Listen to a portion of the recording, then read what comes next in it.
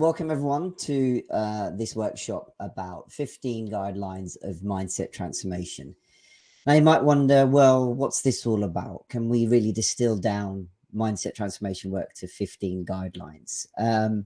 In truth, no, because the true transformation work comes from when you actually take the time, practice, and compassion with yourself to look at the techniques that work for you, see how they fit into your life, and work it that way. But the reason I put this workshop together is that when I hark back to the time that I had coaching myself, I went to my coach without a particular goal. I didn't go to him saying, I need help with career, relationship, weight, health, whatever. It was more kind of like, I'm just interested to see what it's like being coached, and I might want to be a coach myself. Now, he looked at me and said, well, you're telling me you want to be a coach, but I don't think I believe you. So I went, oh, yeah. So he said, what often happens is when people start any form of self-development work, they pick a goal and stick to it, believing that if they achieve that goal, then that's the one that will make them happy, satisfied, fulfilled. But typically what might happen is one of two things. They either chase the goal and don't make it for whatever reason. People call it self-sabotage, or their efforts run out. Or they end up getting the thing and going, is that it? I expected more than that. And then they catch the next shiny object or goal in front of them, and they go, I'll get that thing. And that's the thing that will make me happy, fulfilled, etc. But he said, people often don't ask the question of, why am I going after that in the first place? So your subconscious isn't buying to the change that you want. So that was enough for me to spark my intrigue and actually work with him. So when I coached with him for about 8 to 10 sessions altogether, he introduced not a radical new process, but such a different way of thinking. But it was literally right in front of you. It wasn't anything complex or a hidden secret. He just took through some basic principles allied with his unique process to uncover things like low self-worth, which is where you start from, and then what to do to address that, such that when you then go back into the real world and apply things, you achieve goals, targets, etc., as a natural byproduct of the work. So this workshop is literally trying to break down into 15 digestible guidelines what mindset transformation work can be all about.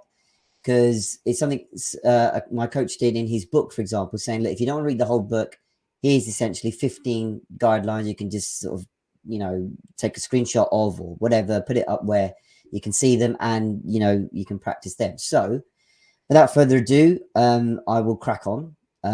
If at any point there's any questions, pointers, etc., do feel free to stop me and we'll go through that and let's see how we go. So in traditional circumstances, let's begin with number 1. So the first guideline is take radical responsibility for everything. You are responsible for what you perceive and project, nothing and no one else. Now, typically you might hear that and go, I don't quite get what that means, because don't my words and actions impact people? Because we often catch ourselves going, if I say this or do this, it's going to hurt someone's feelings, or they're going to think this, or they're going to say this. Well, what we've not taken into account is what the person is actually feeling in that moment and their own understanding about themselves and how they process their emotions. So the analogy I like to use is, say you're in a queue at the supermarket. You've got a basket of goods, right? There's a little bit of a queue in front of you. And up front, the guy's being a bit slow, getting his stuff out onto the conveyor belt, etc. And you're in the queue going, oh, fucking hell, hurry up. I've got a million things to do. You basically project the idea of annoyance. Now, on another day, you have the same queue, probably not the same guy up front, but someone else. They're being slow, but this time you don't notice it. You're like, you might have headphones in your ears, listening to music or a podcast or whatever. You don't even notice the queue. You're just not fussed. So you're projecting calm. So you got the same scenario, but two completely different emotions or way of processing. Therefore, it's not the scenario that's affecting you. It's what you feel internally. That's why I call it, you reflect what you project. Now, the taking your own responsibility part is something we can apply in our daily worlds, especially in communication. Like, I made a list the other day, for example. I wrote down all the people that I'm waiting a response from. So that was coaches, clients, friends, family, potential dates, collaborations on across all media of platforms, right? Instagram, Facebook, Clapper, email, WhatsApp. That list came to about 40, 50 people. Now, at the time, I went, fucking hell. No one's replying to me. Everyone's a knobhead. And fuck it. If they're going to do that, I'm going to do the same.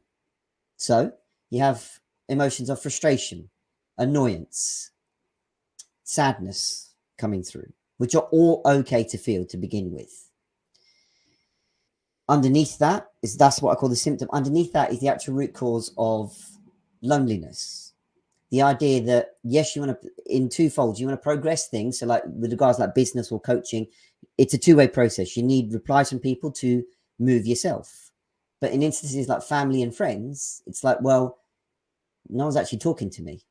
And love and connection is one of our core human needs. And when that's not getting met, it hurts. No matter how much work and processing we do, that actual moment hurts. So when we talk about people not replying to us, what we're processing is the idea that if I'm talking, I have an expectation that people reply to me. But when we pause and go, it'd be nice to get a response. It's sometimes ideal to get one, but the response itself isn't in our responsibility. What we're responsible for is we put our piece of the communication out there. That's all we're responsible for. Now, I come back to how I phrased it. Take radical responsibility for everything. That's the slightly counterintuitive part there. When I mean everything, I mean the whole thing, not when it's convenient, and also not taking other people's responsibility and blame onto yourself. So that comes through in the moment in habits like people pleasing. So I mentioned it, I think, in the last session where I talked about a common scenario is where you go back and forth with your partner or friend about where we're going out to eat. And both of you keep saying, oh, I don't mind, you choose. No one ever chooses. You get into a huff and you make a choice, not based on what you want, based on what other people want, because you want to keep the peace. You want to people please. But if you took your own responsibility for things, so in the communication example, I'm like, right, I put myself out there. Yes, I feel frustrated, but I can also go, okay, it's okay to feel frustrated, and I take my own responsibility. So that very action of articulating that raises your self-worth just slightly. And that's all this mindset transformation work is about. It's just incrementally increasing your self-worth. I call it the self-worth health bar. So if you think of games you remember from like Mortal Kombat or Street Fighter, your character has a health bar. And every time you get punched or kicked or whatever, your health goes down a bit. So I like to think of myself as like the medical pack that you're running around for in the game that boosts your health back up. But then you do the same yourself when you just voice out these notions and practice of, first of all, I take my own responsibility. So that is a good one to start with, because it first of all puts the onus on you to go, okay, at the moment I might be experiencing that everything in body is affecting me. So there's a lot of blame going on. Oh, it was because of he, she, it, they that I couldn't do something. When you practice your own responsibility, it's about, okay, what can I do in this situation? So, you know, another example you might see is that, let's say you're a manager at work and you have an employee in your team that's kind of underperforming compared to others. So you might give them extra training, more guidance, one-to-one meetings, etc. But for whatever reason, they're not, you know, improving. And then you as the boss go, oh, bloody hell, I've tried everything. You know, they're not pulling their weight or hitting their targets or whatever. I've done everything that I can. It's them that can't, you know, improve. So the boss blames the other person.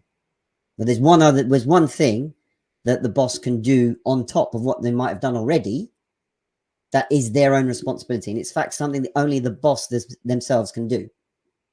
And that is, they can move the member out of their team. They can move them to another team, another division, or even fire them. So it's, in that instance, it's about asking, what's my own responsibility in this? And when you When you begin to practice this, then your subconscious goes, okay, I'm now taking on the responsibility only for what I can control and influence. And then the more the practice you give, and this is going to be hard because people are not going to begin to understand this when you first try this out. They're like, what? And I'll come on to that later, but that is a good first step and principle to begin with. So any questions so far? Did that make sense?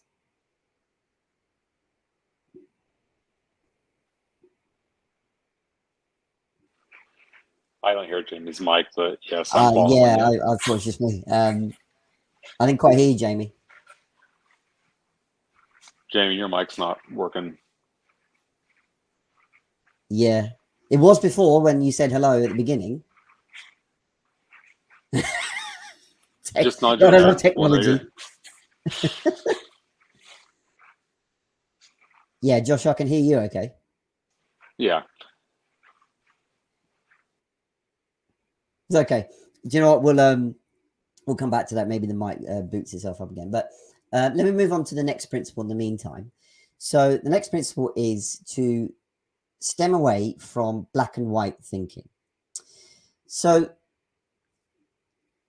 at the moment, one of our needs as human beings is for having certainty and control in what we think and do. So a lot of that arises with the idea that we form an opinion on something based on our understanding, environment, etc.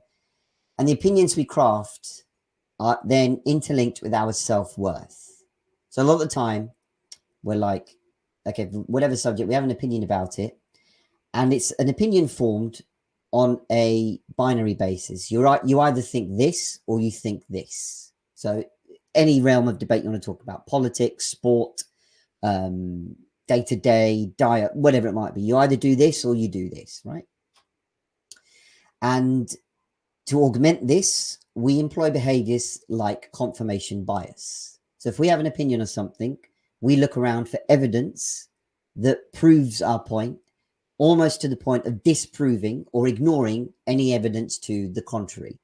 Because we're like, no. If I change my opinion, that introduces uncertainty and I might look stupid or gullible or ill-informed. And I don't want to do that because my understanding is that's not acceptable because I've stored that away in my negative emotions part and therefore I'm not good enough. So all again comes back to your own self-worth.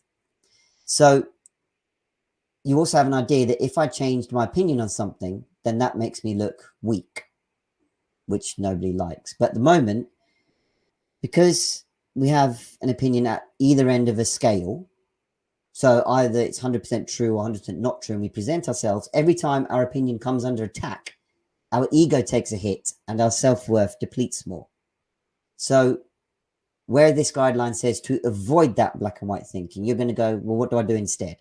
That introduces guideline number 3, which is to try and adopt scaled thinking. So scaled thinking gives us the idea that there's very little in this world today that we could say is 100% true without any debate. So for example, 2 + 2 is 4. We were all taught that at school. I remember Barney, that purple dinosaur, kept singing about it on TV. So we take that to be true. Not what Barney says all the time, but, you know, the idea of 2 + 2 is 4.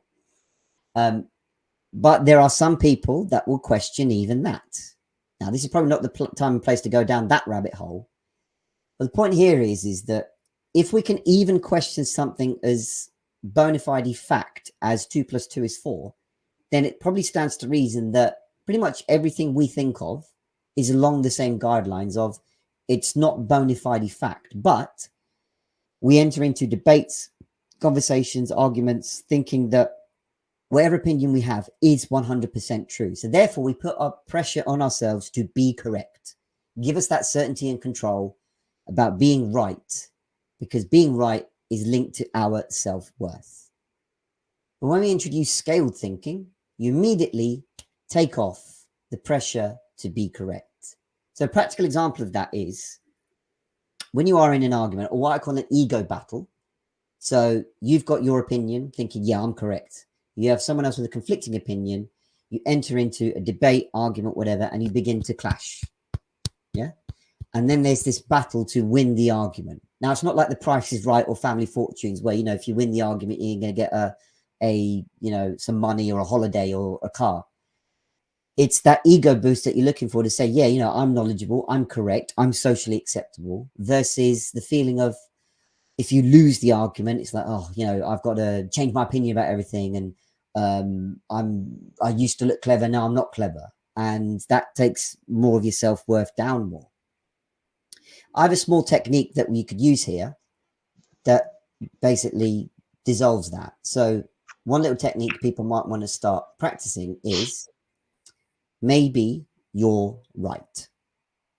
So that simple phrase, when you use it in a debate or an argument or whatever, does two things. First of all, it literally drops the pressure of you being right off yourself, because you're saying to yourself, do you know what? I might wholly disagree with that person that's sitting opposite me talking about whatever they're talking about, but I can entertain the fact that they might say something that makes me think, I can augment my understanding and opinion that they're talking about. And when they say that, you can go, okay, maybe I don't have to force myself to just prove that I'm right in this. You can feel it going, do you know what? I can feel myself lightening, because I don't need to prove myself right in this, because I'm like, yeah, that could be right if I were to think about it. So that drop in pressure literally puts your self-worth up a little bit more straight away. The other thing it does, and this is quite hilarious when you spot it, is you think about the clash I just did then. Imagine this is your side. You suddenly go, nah, I'm all right. Suddenly that person looks around going, wait, where'd you go? And I've seen it happen myself live, right? I remember a year ago, I was sitting around with my cousins. We were at someone's house catching up. We were talking about, I think, like dating and relationships or something like that. And I'm the only single guy in the group. And then the conversation turned to, like, you know, what I should be doing as a singleton. Oh, you should do this and do more of that and do it for yourself and da da da.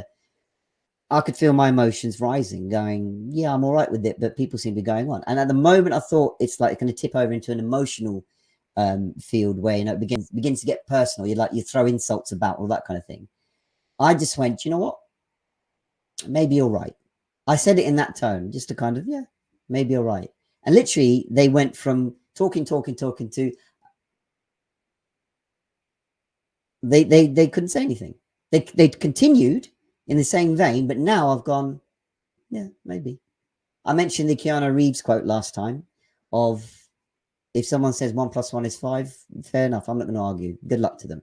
That's the kind of practical application you can employ in your life about that. It's not to say you acquiesce to everybody's opinion and just believe what anybody says, or just say maybe you're right at the first instance in a conversation. It's about you going, yeah, I'm coming from a place of higher self-worth. I'm not better than you, but it's like, if you came into self-development work or mindset transformation work going, I just want to argue less, or just feel that I'm not stupid, that's exactly a practical technique you could use and practice, because you'll still make mistakes and still fall into old habits. But with this new technique, it really will show you that there is a different way that you can address this and practice it, because when you see it, it really works wonders for you.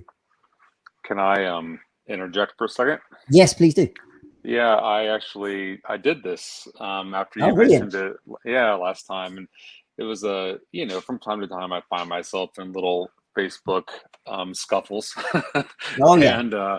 and this he's a friend of mine, but he's also can be kind of abrasive, and you know, I have always in the past enjoyed debate. I think it's fun and interesting, but it does tend to get emotional for a lot of people. And instead of just going down that road, I just responded, maybe you're right, because I generally hold myself like I've for probably the last, I don't even know how many years, but I would say to myself, 20% of everything that I believe right now is completely wrong.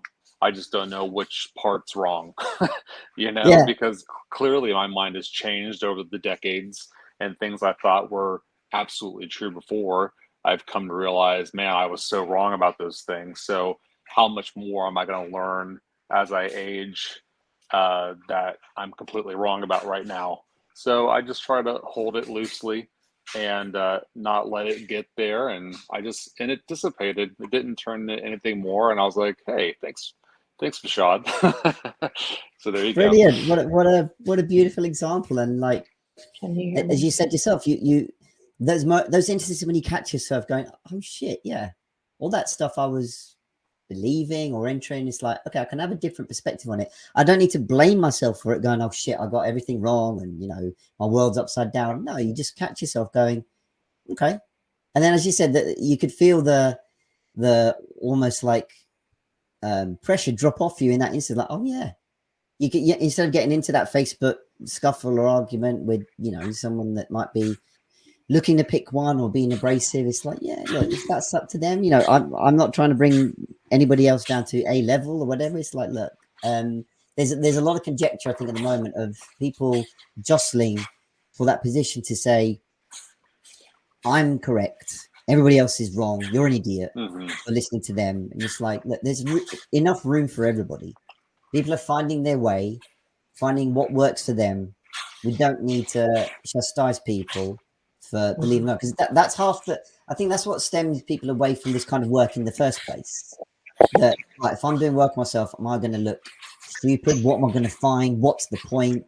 I don't want my world turned upside down. So that's why I call this work as almost an element of you needing the courage and the want to do it. So when we go back to our first principle, or guideline, I should say, of take your own responsibility. It's like that if you don't want to do the work, that's okay. A lot of this work is about you wanting to do it. No one else is going to do it for you. And in fact, it actually leads perfectly on to the next guideline, which is to say your treasure is buried somewhere deep. We just need to keep looking. So the analogy, my coach was great at using analogies and stories. So he had this brilliant visual where he talked about the fact that you start off in your own, what he called the land of problems. You've got whatever issue, challenge, etc. going on. And he goes, typically in the self-development world, you're asked to do things like toxic positivity. You're a warrior, you're a goddess, you're a lioness. And he goes, you hit what you call self-development mountain, because everything's now a battle, a climb, a fight. Very kind of like, again, pitching it in the binary way. You fight or you don't fight. So you're essentially encouraged to scale this mountain. So you climb up self-development mountain and you get to the top and you look around going, where is everybody? What's going on here? Because you thought, okay, if I'm meant to climb this mountain, that's where it will get fixed. And then you look down below, and in like the middle distance, you see people walking on the ground towards what he called paradise, whatever you define your paradise to be, right? And you look down going, how'd they get over there? And then, because he goes, imagine, suspend animation for a second, or reality, I should say. Imagine you could speak to one of those people walking. You shout down going, how did you get down there? And some of them will say, well, jump. And you look down, sod off, I'm not going to jump off a mountain. And what they actually said is, no. At the beginning, there's a cave that goes under the mountain and comes out the other side. And you look further and like, oh yeah, you see people coming out and walking over. So you essentially climb back down the mountain and you go into the cave. Now the cave, if you've ever been caving, is bloody hard to navigate. It's dark, got all manner of turns and twists and all that kind of thing. So he said the analogy to the work is a lot of people just go up this self-development mountain with all these short-term fixes, but really the treasure they want in that cave is somewhere where they don't want to go because it's too hard. But if you do come out the cave the other side, then you have your way to your paradise. But also, if you find the cave is too dark and like, no, I don't want to do this, you can come back out again. He goes, the fallacy a lot of people fall for is, I have to make it through the cave and get over there. Or you could go into the cave partway, find a little bit of treasure along the way and come back out going, do you know what? That's enough for me right now. That's the point. But the point is, if you don't find the treasure, keep looking. Another great analogy he had was when we work on a mindset transformation journey, you're the one doing the digging. It's like learning to play guitar. I think I mentioned this last time. If you want to become a great guitarist, I can show you the techniques, but I'm not going to play for you. You then have to practice and do the playing. So why that's a guideline is that people think that a lot of these fixes is overnight. So they might have seen that, on various platforms, coaches promising quick or relatively quick fixes. Oh, in a month, you'll be having 10,000 people, have leads, and you can lose this much weight in 3 months, and very numbers based, very kind of clickbaity stuff. Now, I'm not disagreeing with this. Some of them might be right. To each their own. But it's very quick to think that, if I just do that, that'll be it. But it comes back like, well, why are you doing it? Do you really want to, lose weight or whatever the goal is? So the treasure lies in the fact that when you ask yourself these questions, it introduces the idea that your change is now driven from in you, exactly, and that is the actual treasure. So it takes various forms of, like, okay, discovering why do I engage in this certain pattern. So I said with people pleasing, it was very much so. People pleasing, for example, orientates from your childhood where you were encouraged to share. I'm not sure if I shared that example last time of the baby with their toy. I don't remember if you did or not. So, The okay, so baby? I'll quickly recap it. So imagine yourself as a child, right? You're playing with your favorite toy, a book, or whatever. Another child comes along, either with their caregiver or in a nursery or whatever, and you're told, play nice, play together, share. And you as a baby look up and basically say, fuck off. Well, you don't say that, but but you're like, no. What does a baby do? It tends to like shy away and try and shield their toy. Like, I know it's mine, because you're like, no, I was happy playing with my own toy. What's this? Sort of, right? And then what does the child get told? No, you have to share, play nice. And eventually the child sort of acquiesces, going, well, I kind of got to listen to you, because if I don't listen to you, I'm going to die because you're not going to look after me. So it sort of gingerly shares their toy. But the message they're getting is to look after your own needs and your own wants is not good enough. It's not acceptable. You have to share. And that then applies if you don't work at it into adult life, where you people please. You do things for other people rather than concentrate on you. So you might then start your coaching or transformation journey saying, I do everything for everybody else, but no one does anything for me. Do you know what I mean? You come from a perspective, I've given too much, I'm worn out, I'm exhausted. It's when you track backwards, that's your treasure. That's where you started from. Now, we don't then turn to like a counseling or therapy session where we just sit there and go, right, that's where it is. I'm going to give you a pill. See you next time. You as well know it's not just about knocking people about with pills. It's about, right, what can we do about that? Well, we can address, what do you want? It's not selfish. It's the idea that when you work on your own wants and needs, your self-worth goes up, because now you do things on your own terms. Striking, obviously, that balance between your own needs and, dependence. We're not saying drop everybody else and sod it.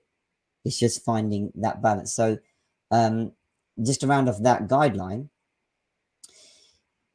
very quick analogy was that my coach said, think of it as you going deep sea diving. When you go deep sea diving, you've got to be careful about your breathing technique. I don't know if you guys ever been diving before. I'm not a fan of water, but anyway, you'll know that instructors will say, right, get to a certain level, acclimatize, get your breathing, pressure, orientate yourself before you go further. Same thing with the work. We go diving and digging, and you get comfortable with where you are. And if you're not, you can always come back up again for air and refresh before you go back down further. So when we have that principle in mind, that like things may be buried a bit deep and we might have to go through some shit, that just augments your work, because now you're not expecting things to just get done overnight. We're going, all right, go on then, wise guy, fix my life. Don't work like that. You fix it, not me. So that actually then ties into the next principle of, it's simple, but not easy. I try where I can to simplify terminology, techniques, especially via using stories and examples for people to help resonate with them. Because as much as theory is good and explainable, I believe that as human beings, we enjoy stories, from a very early age, when we want a bedtime story off our caregivers, to, when we're growing older, we like, to, watch films, read books, etc. It's about stories, right? We resonate with them in the same way we used to as a child. So where that guideline comes in handy is to say that much of what you'll hear and experience sounds quite easy. So when I say take your own responsibility, and we'll come on to things like being kind to yourself and practicing that maybe you're right, that's not difficult per se. But the not easy bit comes in the fact that, right, now it comes down to practice, because there will be moments when you go, fucking hell, this shit don't work. You're going to sit there and go, but I keep doing this and I'm not seeing anything tangible happen. But therein lies the point. There is no actual, you might be thinking there's a point in life, like the end, last page of a book or last level of a video game or last track of an album where that's it. I've got to that point. I'm done.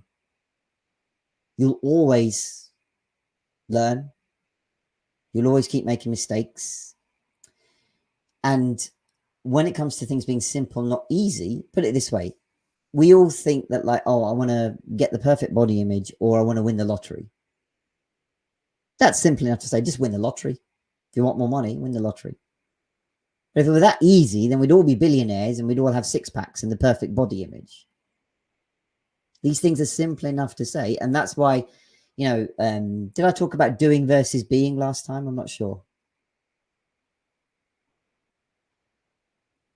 Yeah, I'll quickly recap it. So often we attack these principles, etc., with the idea of, right, I'm doing things at the doing level. So when it comes to a general goal of, I want to be less anxious and less stressed.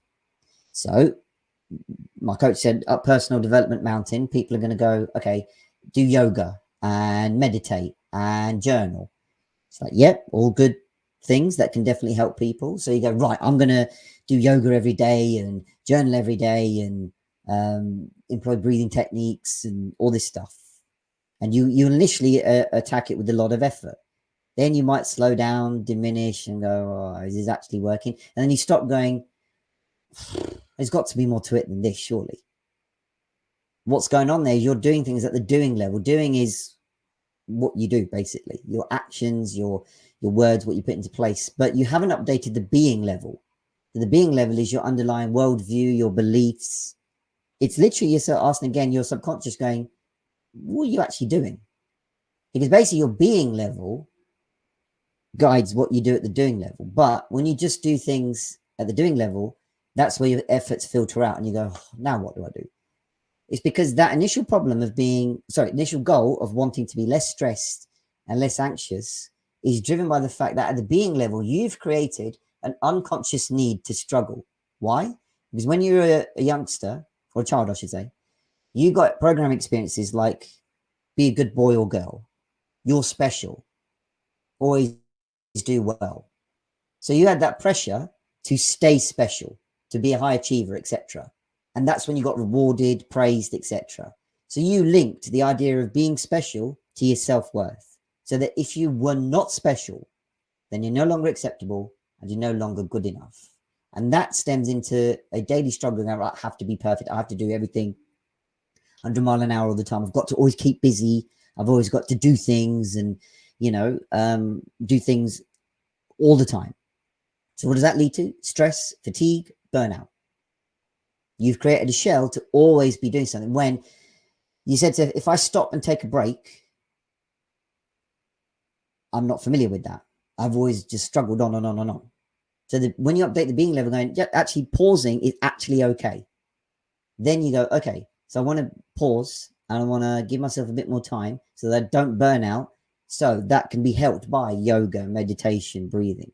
So now your doing and being levels are in sync with each other. So on the face of it, there's not any complicated terms or formulas or anything like that. It's simple, but not easy. So just to finish that guideline off, if you think of a simple tweak of language, if you think of like, again, a boss and his worker and they're at their appraisal, you know, the yearly appraisal, right? A boss might go, you've done really well, you hit all your targets, but you could learn to contribute to the team more. What's the bit the worker's going to remember? Everything after the word but. So if you say to yourself, I'll just switch the word but to and, it means you take hold of the whole thing, because we have a tendency to focus on the negative. We're like, no, sod everything that I did well. What's the bit that everybody picked me at for? What's the bit I'm not good enough at? But when we use that tweak of language to go, just change but to and, that comes to practice. And that's the not easy part. But it'll do so much more for your self-worth when you can go, yeah, you know, I might be feeling frustrated. And that's okay. Very simple tweak, but again, it's all about just rebuilding self-worth, and not just ignoring that either. Self-development world goes, if you're feeling an emotion, just flip it to a positive one. You know, oh, I'm nervous. No, you're not nervous. It's excitement. You don't need to deny what you feel. You can go, okay, I'm nervous, and that's okay. I can do something about the nervousness if I want to. I don't have to deny what I feel, if that made sense. Yeah. So I'll try to be a bit quick because I know I'm only on number 6 out of 15. But so next guideline says you're always a student. So I've remarked on this already. It's the idea that you feel that once you've done the work or a program with a coach, like, yep, that's it, I'm done. That's actually only the start, because even myself, as the self-proclaimed mindset transformer, I'm always learning from both, you know, other people, other coaches like yourself, but also about my continuous work on myself. I use my own resources that I used from the time I coached, refer back to my old notes, all this kind of thing. You're always working and always being a student. And the reason that that is important, again, it just builds into your mind that I'm not meant to get to an end point, so I don't need to pressurize myself to get to somewhere. So whatever progress I make, whether that's immediate progress straight away or slowly, piece by piece, it's okay. Josh had a brilliant example earlier of, like, out of the blue, you remember this lesson. You've put down, you know, you've said that you both used a quote yesterday. So it's amazing how your subconscious absorbs all this stuff that you hear and absorb, and you're like, okay, I'll store that. I'm going to use that later. And then you use it, and then you're like, oh yeah, I don't know where that came from, but this is the point. You have the answer already. You might not know it. This is the point where we go digging for it. So again, that changes your perception. Your answers you think are out there somewhere. Someone's got it. You've got it already, which we'll come on to shortly.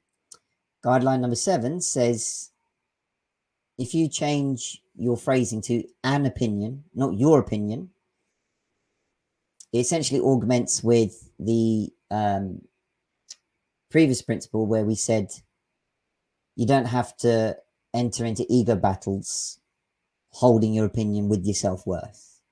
So as Josh pointed out earlier, that when you can loosely hold something, it stands you in much better stead, because now you're not linking everything with a pressure to be correct. And also you're not letting your characters that you built, which we'll come on to shortly, to take control in that regard. Because a lot of the times we employ certain qualities and perspectives based on the fact that, like, no, this is who I am. More often you hear people say, oh, I'm, you know, I don't know, I'm confrontational, abrasive because that's who I am. Well, they mean it from a sense of, like, that's who I am and I'm not going to change. So you're going to have to like it and lump it. So what do? They give a secession of control to the other person. So it's like, right, if you take offense, then, you know, that weren't because of me, which is kind of true. It goes back to the first principle of take your own responsibility. But it's what we're saying about, you then don't need to be an abrasive knobhead.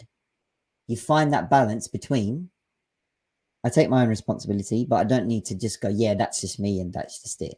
So an opinion, not your opinion, says that, much as we talked about earlier about stories being quite appealing to us, essentially our life is made up of the stories that we tell ourselves.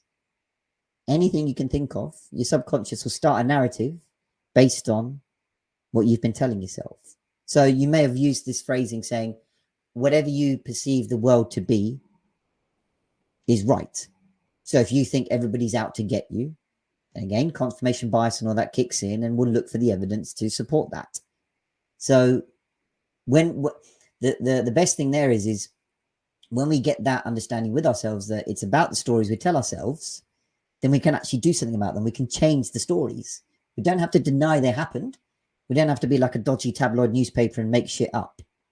It's about going, right, if this is the story I've been telling myself all these years, is that true? Is that actually right? Goes back to binary and scaled thinking. I used to think this, and that's where I'm going. But when you can go, actually, I can amend that story and I can change the outcome of it to what I apply now.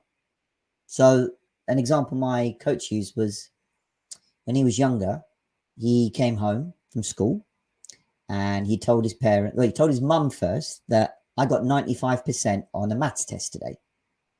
And his mum went, oh, brilliant, well done. Go tell your dad. He went up to his dad and he said, Dad, I got 95% in a maths test at school. And the dad said, went great. What happened to the 5%? So immediately he felt, bugger. Really? Like, and then he goes, I actually can't remember then what happened. But when he sat down and thought about it, he thought, you know what? Nothing did happen. It felt bad in the moment to him. But then he thought, actually, probably what happened is that he went, really well done. Let's go out for an ice cream or whatever to celebrate. So the story we tell ourselves is like, I never got any credit and I always had pressure to do well because of moments like that where we're just told to always keep going and be special.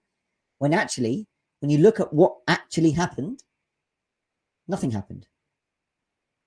It's just literally asking or revisiting the story that you tell yourself, right? So when you introduce the idea of an opinion, it folds in what Josh said about I can hold it lightly, I can augment it rather than my opinion where I'm holding it strongly and linking it to my self-worth. Again, it's simple but not easy, but one of the most profound things that you can feel. So how are we doing for time, Jane, by the way, so just know that I don't swamp everybody out? You've got a good 15 minutes, and Yeah. I think we've got a break in between after you. So if you need and want to go over, I think we're okay. Cool. Okay. Let me look really quick at our schedule. Cool. But you can keep going. Cool. That's okay. Let me, yeah. Yeah. Okay, cool. So guideline number 8 says, your thoughts and emotions are just thoughts and emotions. They can't hurt you. So if you consider what an emotion is, well, actually, let me ask you very quickly, you guys, what do you think, how would you define an emotion? A 90-second experience. Perfect. You've actually used 90 seconds. Brilliant. You're the first person ever to do that. Jamie for the win. Yes. That sounds like a trick question. Damn right. Yeah. Yeah. But therein lies the strength of it. People go, right, an emotion is something, you know, right. First of all, they talk about examples, right? Emotion is, you know, there's a positive one, there's a negative one. Okay, hold on. As you said, at its heart, an emotion is a chemical reaction in our system, starting in our brain, that will pass through you in 90 seconds if you don't hold on to it. But at the moment, we catch that natural reaction and trap it. And we store it in our bodies as unprocessed trauma, leading to pain, etc. A lot of people don't come from that realm. It's like, well, I've made a stance of this is positive emotion, this is negative emotion. At the heart of it, an emotion is neutral. We're the ones that apply the definition to it. So when we naturally feel these things, we quickly have an idea of like, okay, that's positive and that's negative. When in fact, if we come from the perspective of they're neutral, and as the guideline said, they can't hurt you, it's your implication that they can have an impact on you. So I think I talked about anger last time, right, as a misunderstood emotion. Yeah. So I'll just very briefly touch on that, saying, you know, anger we feel that is not acceptable. It's something we shouldn't feel, and we put a lot of effort into not displaying it, biting our tongue, passive aggressiveness, covert rage, overt rage, all to stop us denying what we naturally feel. But at some point, it will invariably burst out because we can't hold, you know, that emotion in. But at the heart of it, when we can reach that understanding that if the emotions are neutral, then actually by kind of definition, every emotion is actually okay to feel. Okay, that simple phrase of it's okay to feel is so much more impactful for people instead to go, what you're feeling is not natural and not acceptable, right? So a little bit, not of a trigger warning, but this is a little bit of a sensitive point here. They're like, if you know people with depression or who express that they're feeling depressed, even to the point of feeling suicidal, a lot of the time we say, oh, you've got lots to live for, you don't need to be depressed, and look at all this. They mean well in trying to encourage people to look at the bright side of, you know, their life and that kind of thing. And I don't mean have a go at people to do that. Obviously, as I said, we're all trying, you know, our best in this kind of thing. But sometimes the message that comes across to people is that they feel bad enough already about themselves that they're feeling depressed. But now they're also receiving the message subliminally that it's not okay to feel depressed. You should be feeling something else. So essentially, their self-worth drops down even further because they're receiving that message of you shouldn't feel depressed, when actually we can say it's okay to feel depressed. Why? Because we all feel depressed sometimes. And if we're honest, we probably have depression mixed with suicidal thoughts to various degrees of seriousness or articulation. But when we can essentially say, you know, I can feel that, and that's okay, we begin to normalize that feeling more and emotions more, and give people more the platform to share even further. If they want to, you know, rather than wrangling it out of people, we give them the encouragement that what you feel is okay. We don't need to suppress yourself even further, because, you know, often people are depressed going, right, no one needs to hear this. I don't want to burden anybody. I don't want to be a bother. So they enclose themselves away even more. But if we can be encouraging to say your emotions and thoughts can't really hurt you, and you're okay to express what you feel, it brings about a lot more acceptance and understanding for the person in question. So that, I think, again, is something that might sound counterintuitive at first as a guideline, but definitely helps when you work in mindset transformation. So I'll mix together guidelines 9, 10, and 11 quickly, which essentially is identify your multiple personalities, learn to love the personalities you don't like, and look at your shadow. So that's a very quick run through of my core process that I call construct, deconstruct, reconstruct. So construct begins with the idea that, do you guys ever seen Harry Potter, by the way?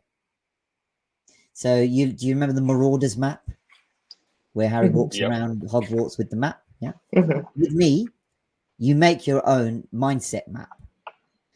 So what that begins with is essentially my framework looks at your personality as a cast of characters that your subconscious created to deal with the scenarios that you saw in life.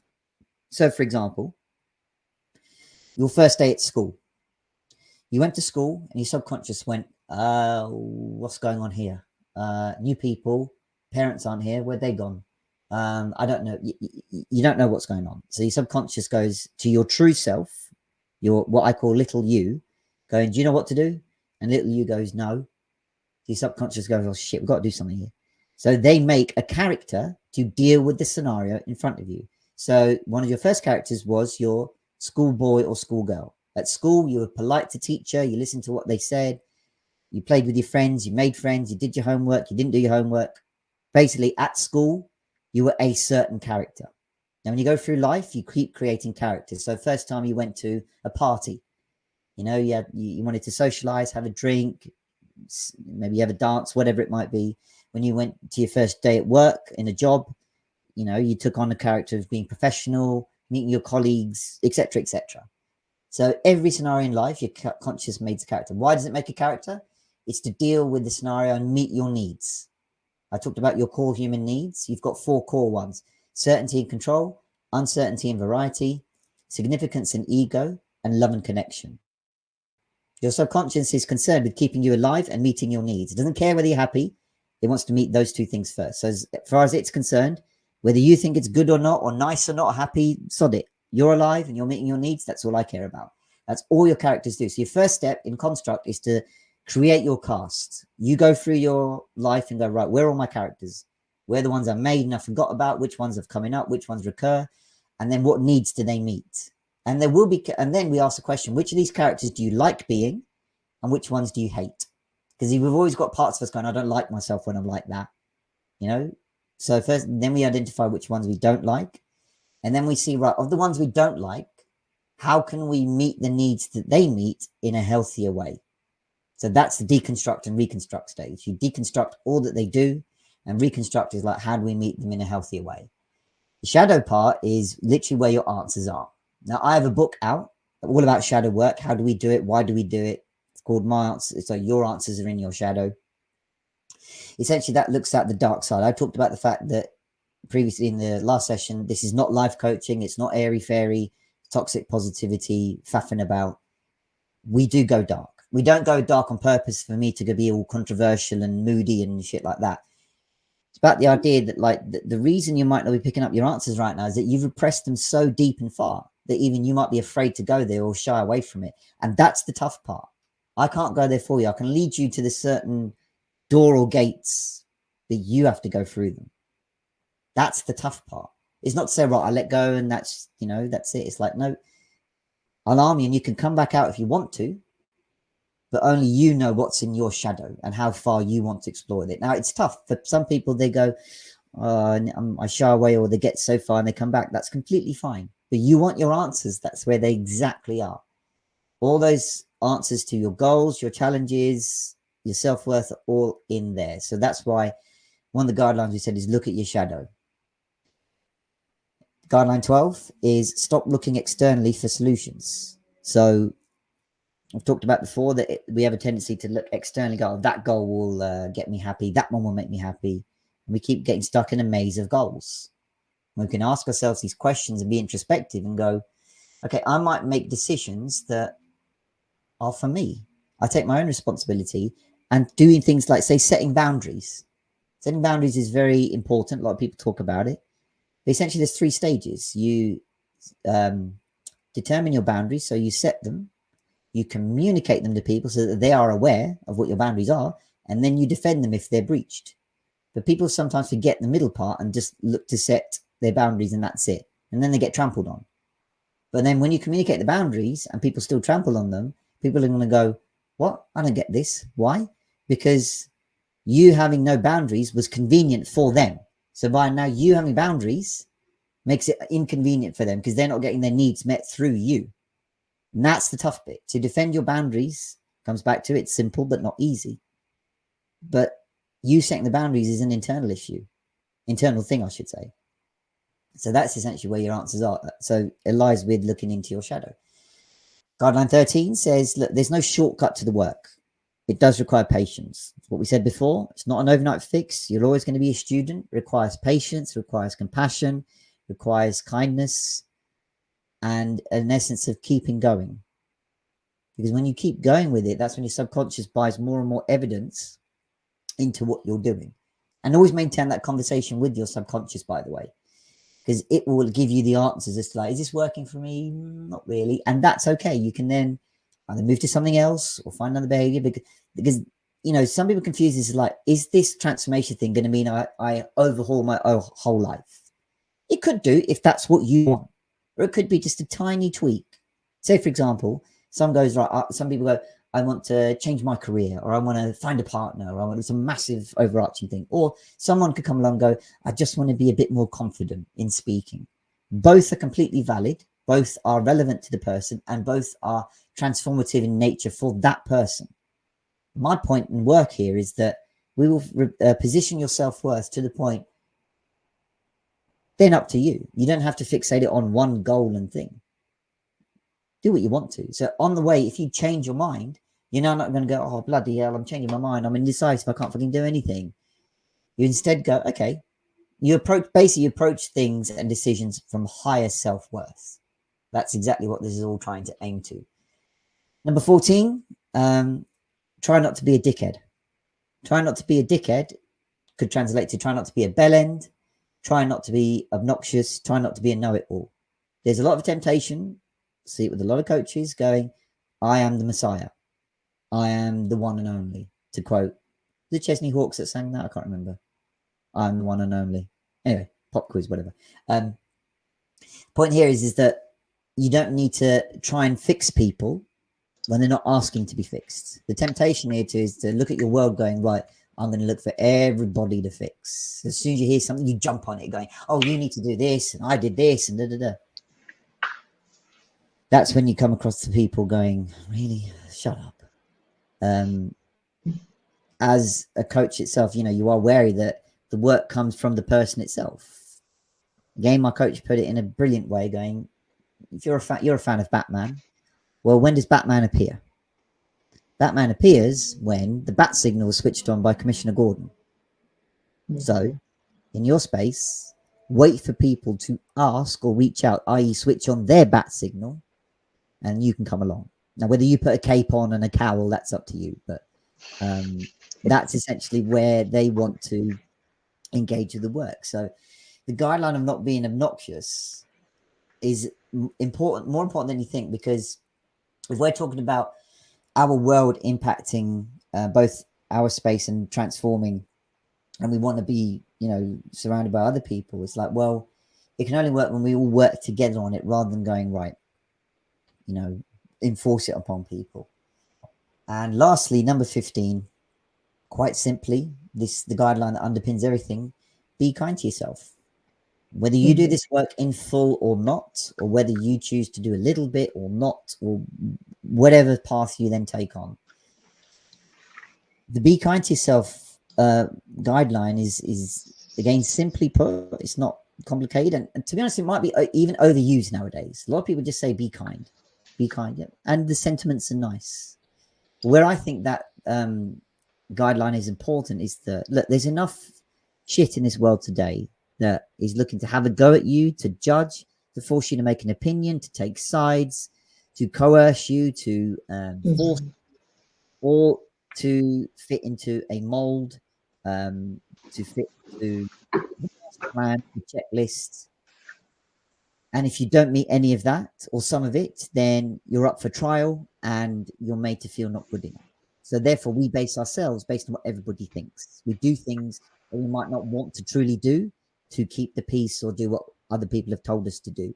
And when we begin to question that, we're quickly shut down, and we might go back to our old patterns and behaviors and get stuck again. So being kind to yourself comes from the place of, whilst you're trying to change at whatever speed or notion you take that at, staying kind to yourself just repeats the message that, like, you are good enough. So personal development might jump to that word straight away. You're good enough. You start every day. You are good enough. You're blessed. You woke up. All meaning well, all fine, works. But if you just repeat that to people, it's just a crap tape going on in their head going, yes, I feel good enough. Yes, I'm there. But it's they've got to say it to themselves. And that just comes from practicing compassion, questioning, curiosity, intrigue, the want. And if you don't have these things, that's okay.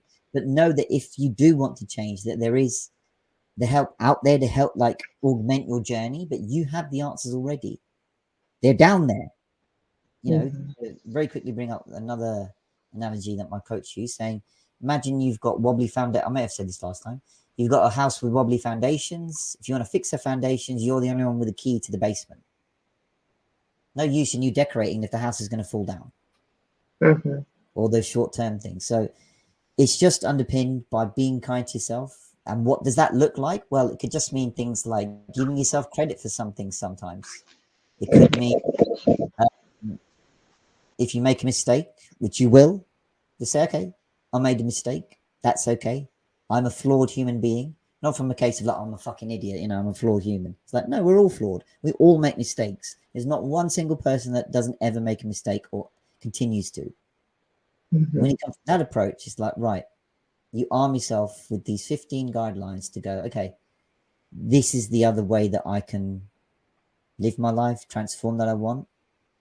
And in terms of then doing this in detail, that's where my program and course goes into it. We look into your own shadow and mindset map and create the tools for you to then go, right, you craft the path the way you want to.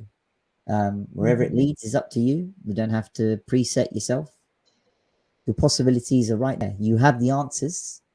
You just say, stay kind to yourself, take responsibility, keep making those mistakes, and keep going. You want to get there, you will do. And I'm very pleased I managed to wrap that up without going too much over. So I'm very happy to answer any questions or thoughts that people have. Yeah, absolutely. Well, I will comment that I like the take radical responsibility for everything. That is a great principle that really helps you to go introspectively and look at your life, you know. Um, and I went through a very deep season of that. I think that's where the transformation, like you said, my husband and I, Josh, we call it mining for gold. And like Yeah, all of exactly. these situations, there's gold to mine in these things. And Yeah, when you know there's gold to mine, it actually takes the process and makes it less painful, because you're actually you are aware that there's gold there. And so you're like, all right, there's gold here and I'm going to be richer for it, you know?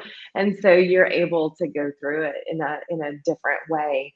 And just kind of like looking at that and saying, well, what part of this can I be responsible for? exactly. But it goes hand in hand with also like I've described it before as you have a basket, and your things belong in your basket.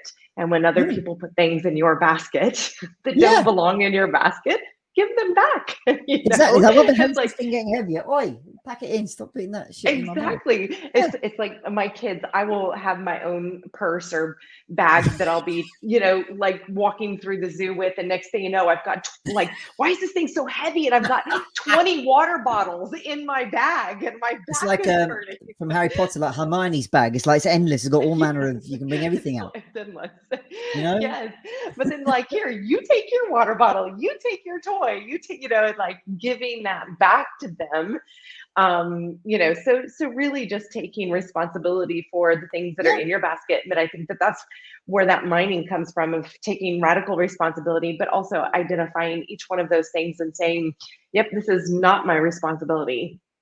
And but what is mine, and how can I look at this situation and really look at all sides of it.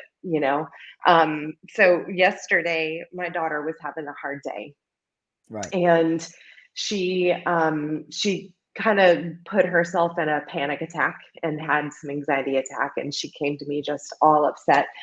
Right. Her grandmother is having some health issues, and she lives out of state, so she had this moment of, we may not see her, she may pass, I haven't spent time with her, and she's just like hyperventilating, right?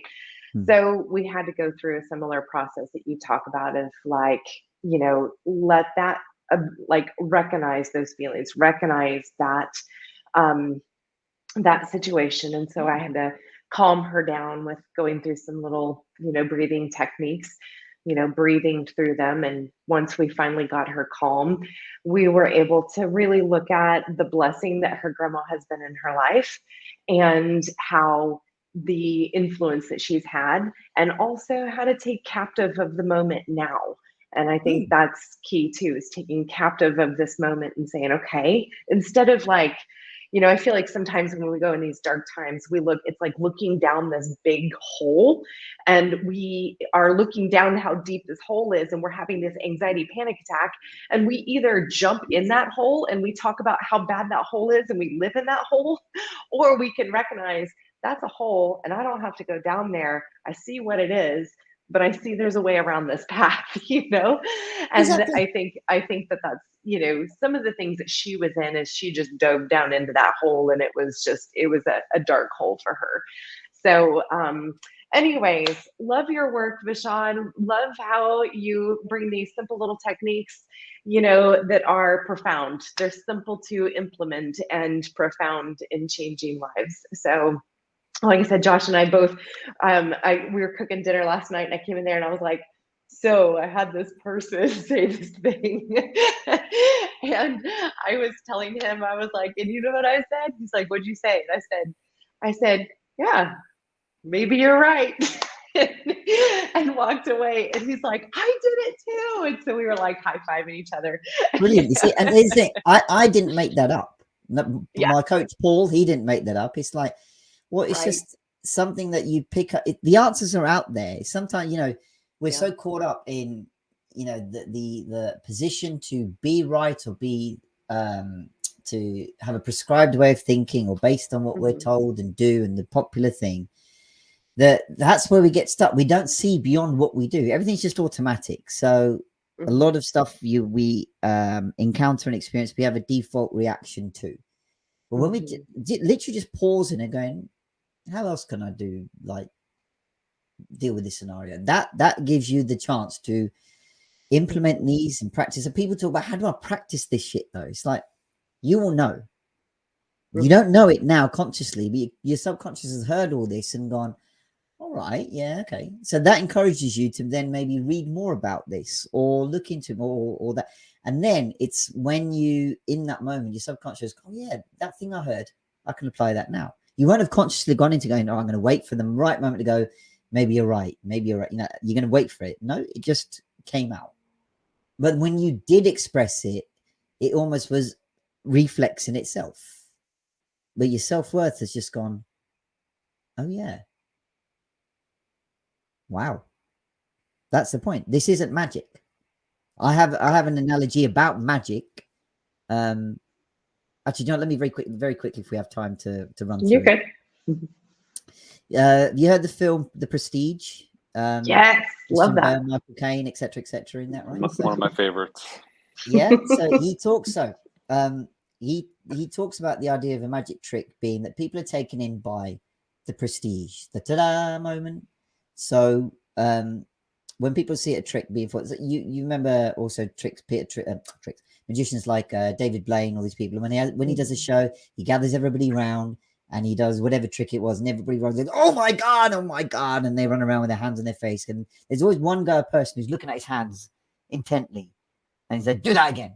So he's like, he does the trick, and he's watching his hands so intently for the bit that's like perform the trick. When, to be honest, the trick was done before. We're just looking at that ta-da moment. If you apply that to our lives, the symptoms and stories that we're encountering right now is the prestige moment. We're taken in by the ta-da, the symptom, the thing that triggers us, the experience, the emotion, and we think that that's it. But the trick was, it was made a long time ago.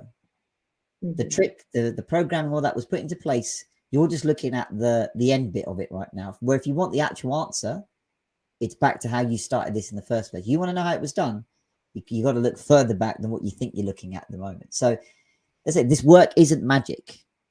It's literally just giving yourself the time and the opportunities to understand your own possibilities.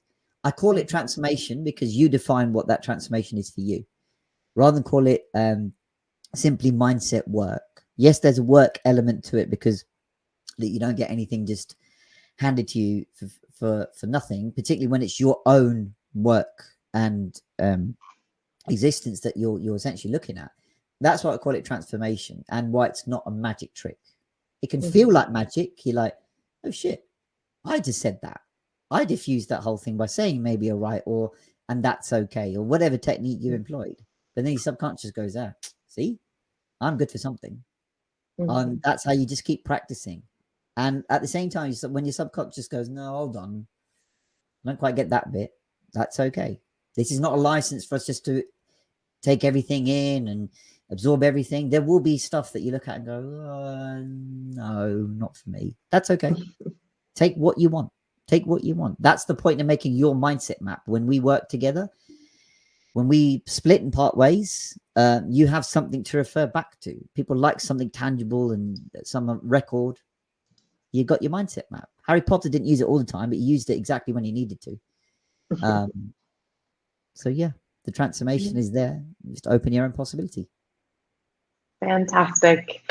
And you guys can find Vishad in our community that I talked about earlier in our previous opening workshop. And he's got his own space in there. So go say hi and introduce yourself and let him know that you watched it live or you watched the replay. So absolutely. I think that's fun. For anyone that gets in touch, I've got a nice little freebie to share. So get in touch and I'll send you the details. Fantastic. Thanks again, Vishad. No worries. Thank you again, Jamie, for hosting. Yes, absolutely. All right. Bye-bye. Nice one. Take care. Feel supersonic. Thanks.